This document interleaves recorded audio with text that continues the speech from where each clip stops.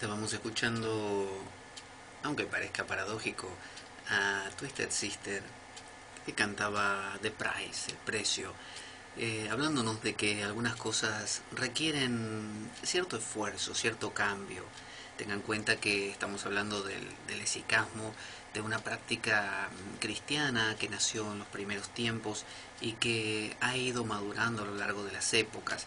Y es una práctica que está dentro de nuestra propia cultura, por eso es muy cercana a nosotros y muy afín y muy fácil de incorporar, y que tuvo un auge muy grande dentro de la iglesia ortodoxa, es decir, de ese imperio romano bizantino que quedó escindido, quedó separado del imperio romano occidental. Estamos hablando de que Evagrio Póntico, que ha sido uno de los primeros padres del desierto, de estos que se fueron al desierto para huir de la corrupción que traía la paz constantiniana, que tuvo dos discípulos llamados Diadoco de Fodicea y Juan Clímaco, allá por los siglos VI y VII de la era cristiana. Y estos dos fueron los que, digamos, se comprometieron mucho con la idea de la oración continua.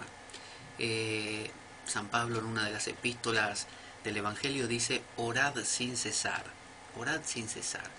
Y eso quedó muy grabado junto con la otra ocasión en que Jesús decía estas palabras que cité hace poco en el bloque anterior, donde decía: entra en tu habitación, cierra la puerta con llave, no multipliques tus palabras, háblale a tu Padre en el silencio, que ahí está Él, y te va a escuchar. Y te va a responder. O sea que también hay un oír. Entonces ellos se pusieron a trabajar sobre esta idea, a madurarla, y se impuso una búsqueda de una oración que pudiese repetirse y que fuera corta, una búsqueda de la oración monológica. Nosotros conocemos oraciones como el Ave María, el Padre Nuestro, el Credo, que son larguísimas y que llaman mucho la atención de nuestra razón y nos distraen. Pero sin embargo, la oración continua necesita de una oración monológica, de una sola palabra o de tres o cuatro.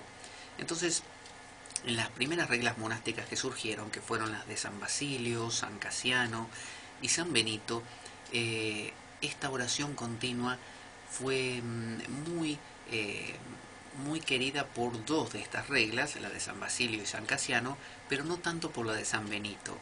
Y como la de San Benito ha sido la regla utilizada por prácticamente todas las órdenes religiosas cristianas que conocemos, sencillamente porque es muy completa y porque tiene ese equilibrio que en latín le llaman ora et labora, es decir, reza y trabaja.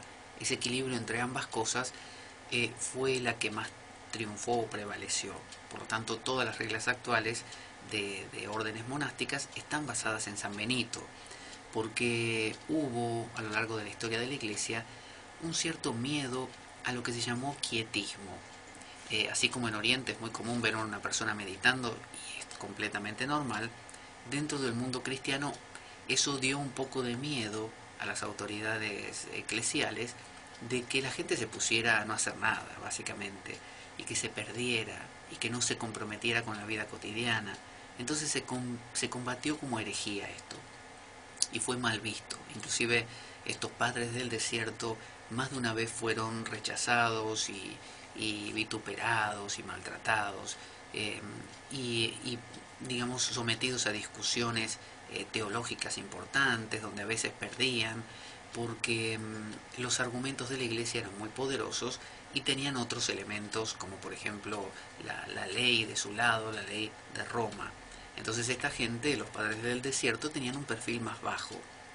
También estaba Simeón, el nuevo teólogo, que en 1022, fíjense cómo los siglos van pasando y estos padres siguen, esta tendencia teológica sigue viva, por más que en las órdenes monásticas derivadas de San Benito no esté tan presente, y él hablaba de que había una inteligencia, que él situaba por ejemplo en la cabeza, y una sabiduría del corazón.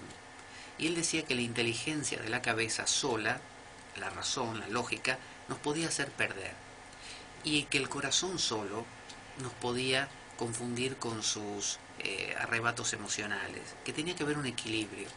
Pero como él notaba que la preponderancia de la cabeza era demasiado profunda, demasiado fuerte, él incentivaba un descenso al corazón, un bajar al corazón. Entonces esta oración repetitiva comenzó a tener el nombre de oración del corazón.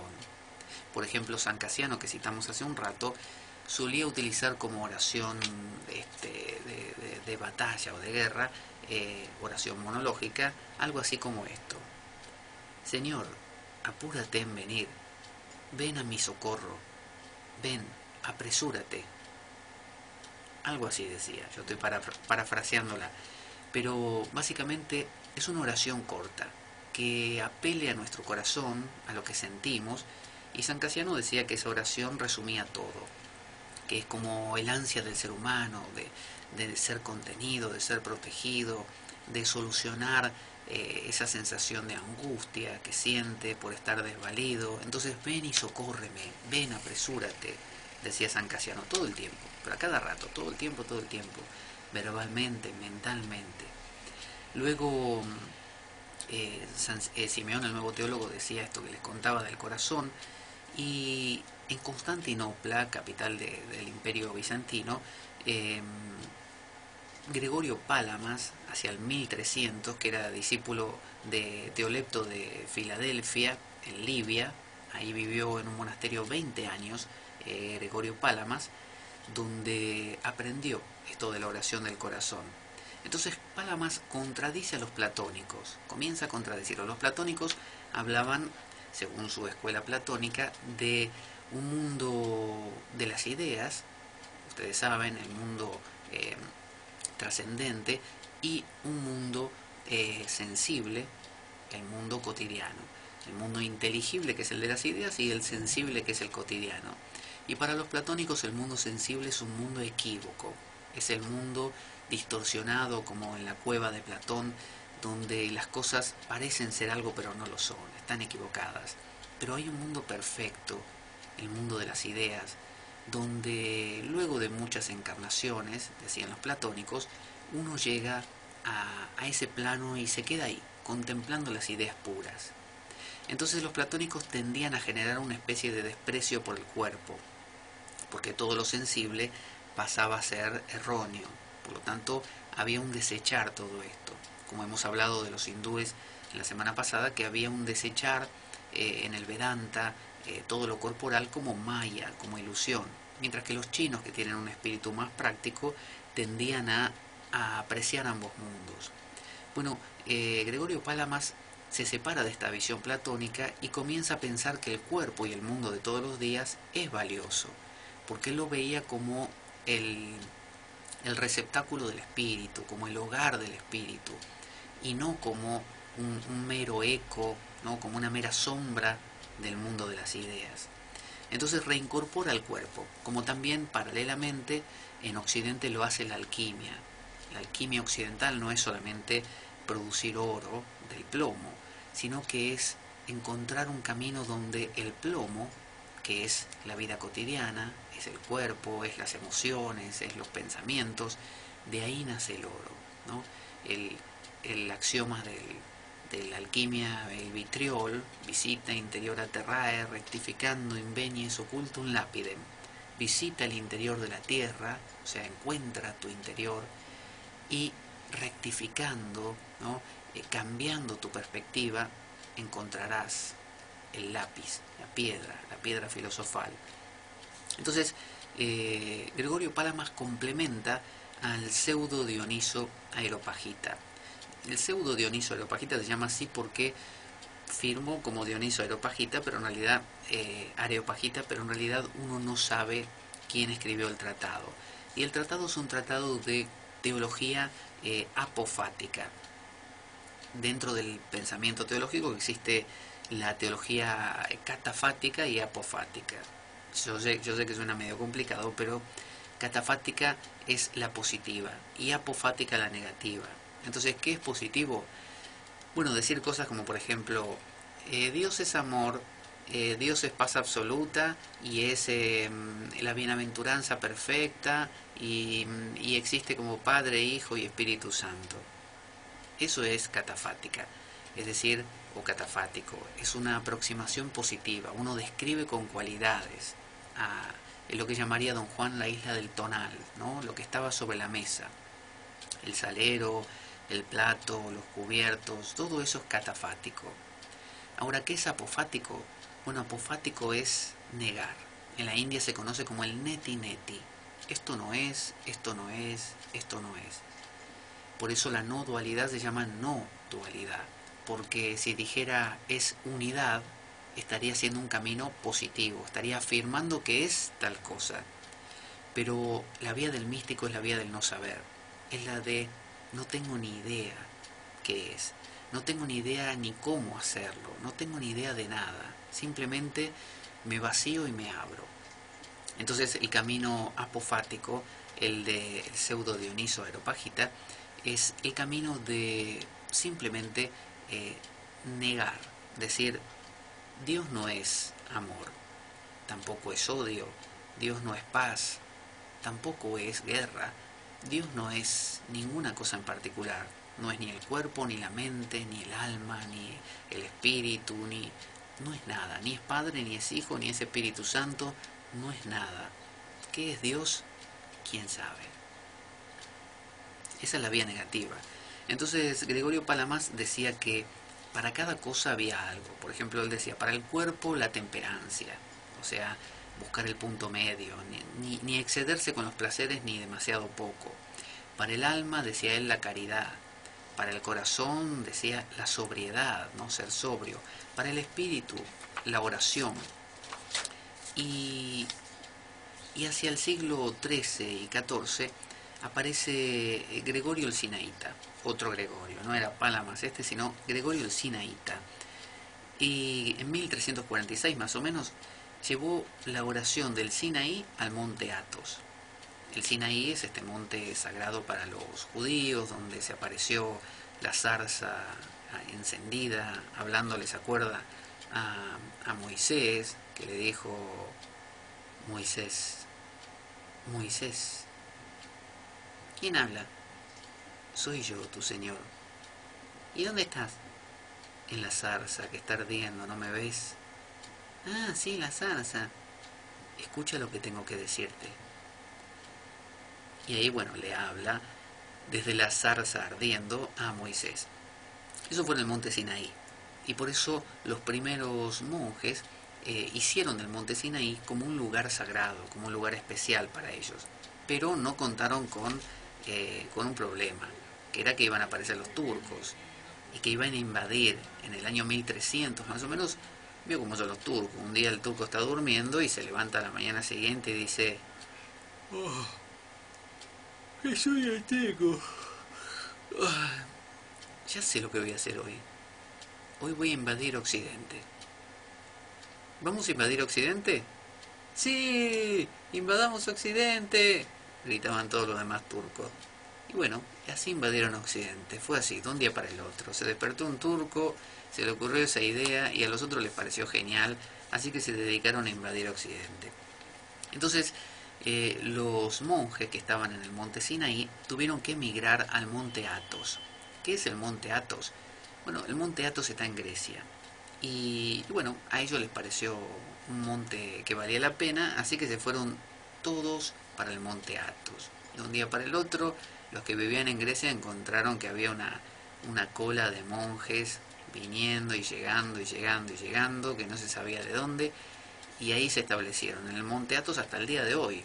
Usted va al monte Athos y encuentra un montón de monjes, veo esos que se visten de negro, que tienen un gorro también negro, muy parecido al de los turcos o musulmanes, y con barbas muy largas y pelo largo también. Bueno, esos son los monjes griegos.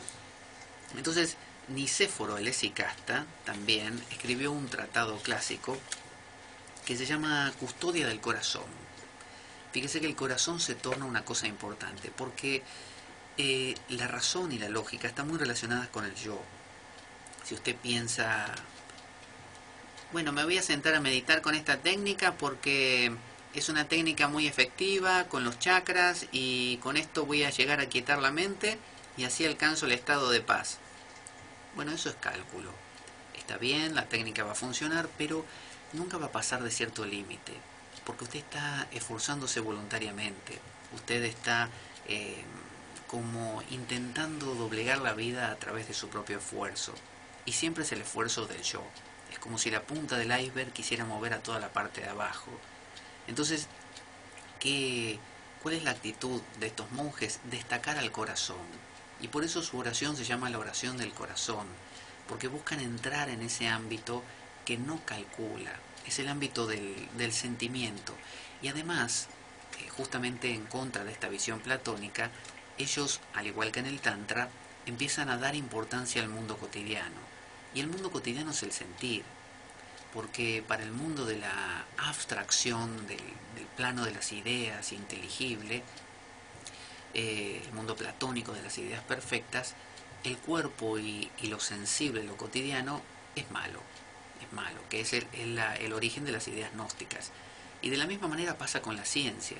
La ciencia suele pensar que existe una cosa que es lo real, lo verdadero, y para eso abstrae de un objeto medible, por ejemplo mensurable, solamente aquellas variables que son mensurables, y todas las otras no.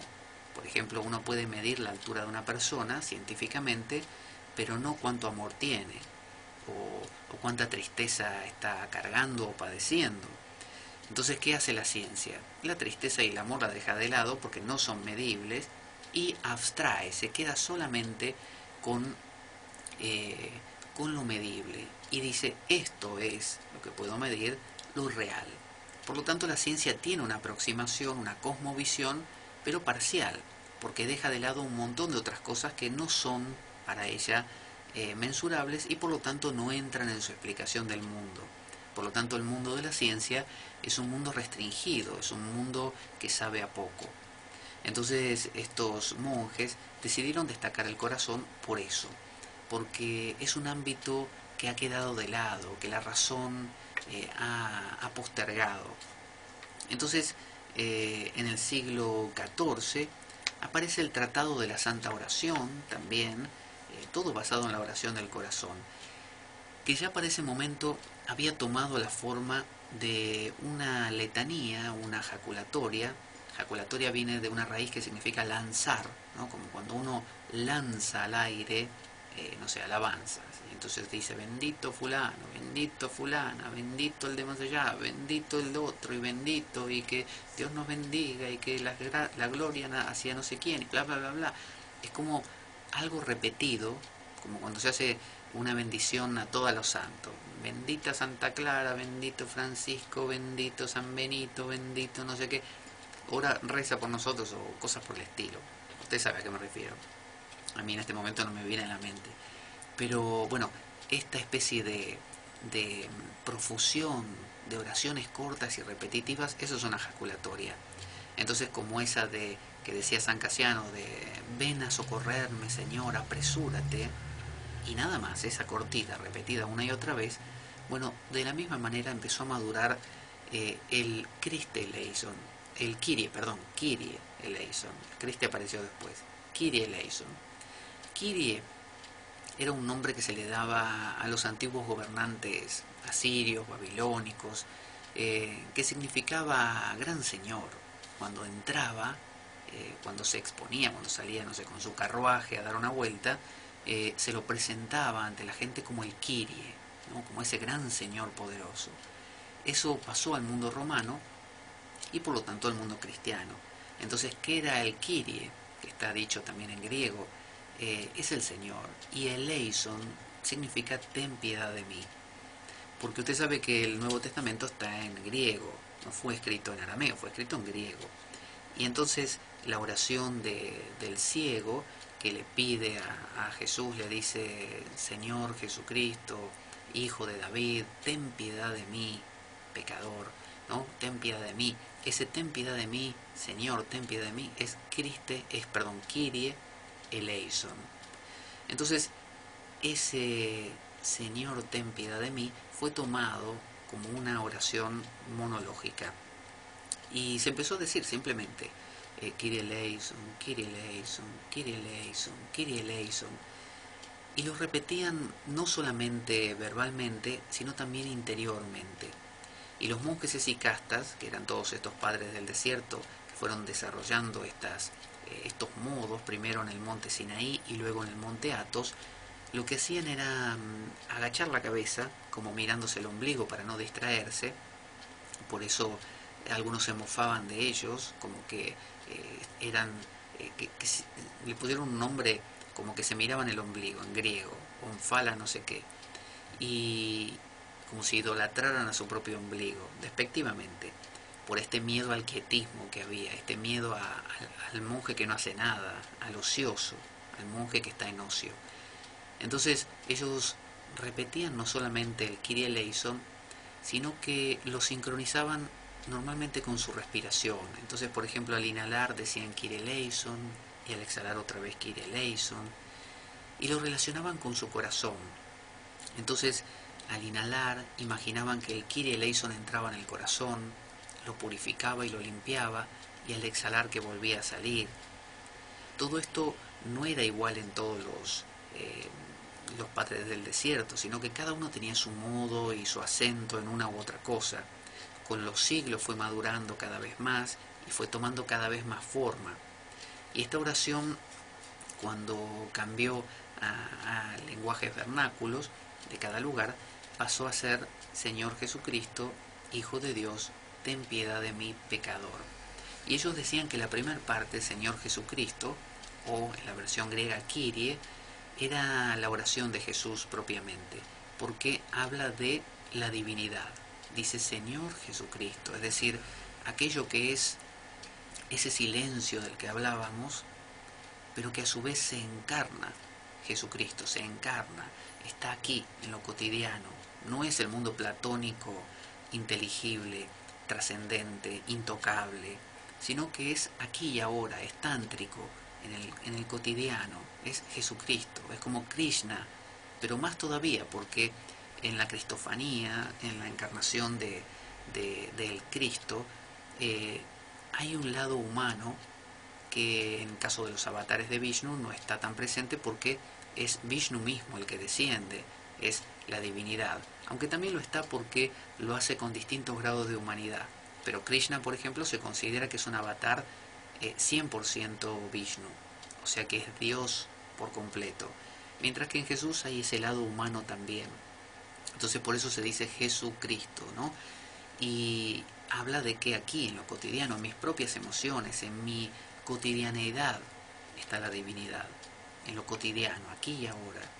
Y por otro lado dice, ten piedad de mí. Ese ten piedad de mí es el nexo, es eso divino conectándose con ese yo que todos sentimos ser, ese yo que nos pesa, ese yo que nos atosiga y que nos angustia y que nos preocupa y que nos enreda en su infinidad de palabras. Y finalmente la palabra pecador, que tanto molesta a aquellos que han dejado el pensamiento cristiano hace tiempo por considerarlo obsoleto y opresivo, que de hecho en muchos casos social e institucionalmente lo es. Bueno, ese pecador tiene que ver, la palabra pecado quiere decir errar, errar. Una persona que erra o yerra a un blanco es un pecador. Y nuestro yo es algo que pretende acertar, que pretende saber de qué va la vida, pretende saber cómo hacer cada cosa y nunca le sale bien. Siempre las cosas parecen dispararse en la dirección contraria, uno parece estar perdido en la niebla otra vez, porque el pico, la punta del iceberg, sin la base del iceberg, está perdido y yerra. Y siente que quiere ir hacia la derecha, pero las corrientes marítimas llevan el iceberg a la izquierda y siente que yerra.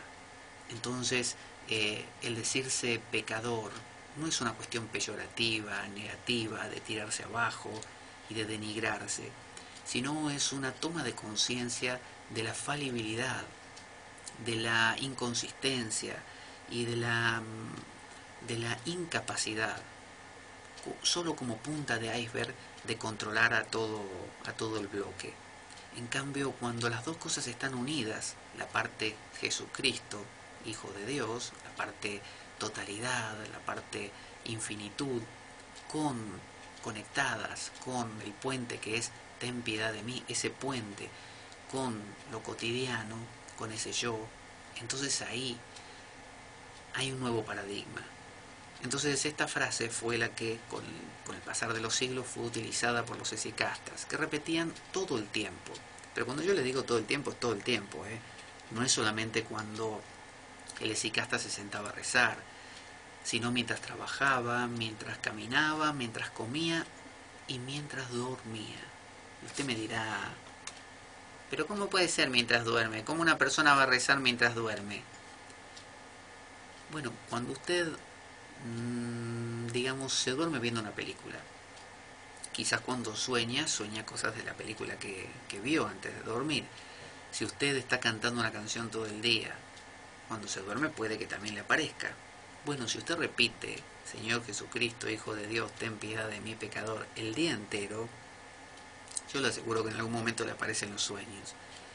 Entonces los hesycastas decían que esta oración del corazón tenía que funcionar el día entero. Pero no es que usted está pensando todo lo que le dije, Señor Jesucristo es la trascendencia, Hijo de Dios. No, no. Usted lo deja sonar. Señor Jesucristo, Hijo de Dios, ten piedad de mi pecador. Señor Jesucristo, Hijo de Dios, ten piedad de mi pecador. Inclusive lo sincroniza con la respiración. Puede dividirlo en 4 partes. Señor Jesucristo al inhalar, Hijo de Dios al exhalar, ten piedad de mí al inhalar otra vez y al exhalar pecador.